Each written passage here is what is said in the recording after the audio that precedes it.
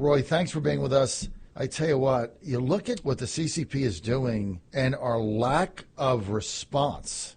It's just incredible. Day after day goes by, we do nothing. Now we got them running more balloons. We're doing nothing about that, Roy. Yeah, this balloon thing, I think, again, shocked a lot of American patriots, a lot of American people. Like after 1 year, we saw this spying balloon came over and it got shot down by a F-22. Now we saw again, like the Pentagon says that the military is just tracking it instead of shooting it down or doing anything more. And then later, the people are told that this is not a threat to the U.S. and American people. I mean, this is the thing we talk about. This is the modern age appeasement policy to the CCP. We said last year when we saw the balloon came over, hovering over for 8 days before it got shut down, went to nuclear facilities, basically emboldened the bureaucracy and the reactions from the United States, from the government, and from the authority, from the intelligence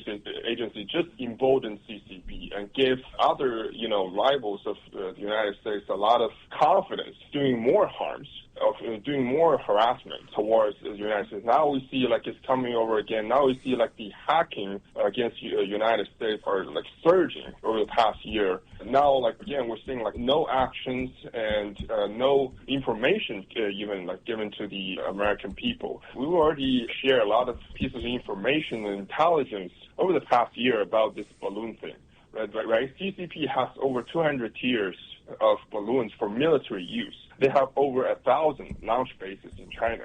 And those balloons are cheap to make, and they can easily convert it into military-grade balloon new weapons carrying chemical weapons or biological weapons or time bombs. And it can come in clusters.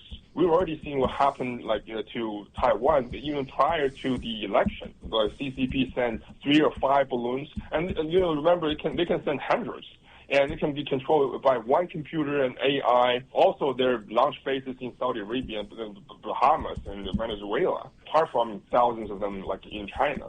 This is really dangerous. This is the new weapon. We also talked about later they could coordinate attack with balloons with other new technologies and new weapons we've never seen before. For example, underwater vehicles, underwater unmanned submarines, the USV underwater, unmanned surface vehicles and vessels. Those kind of stuff going to all come out against the United States, against Taiwan, against Japan, against the ports and military bases. We're going to see more hacking if we do not really have a proper response to these kind of harassment attacks.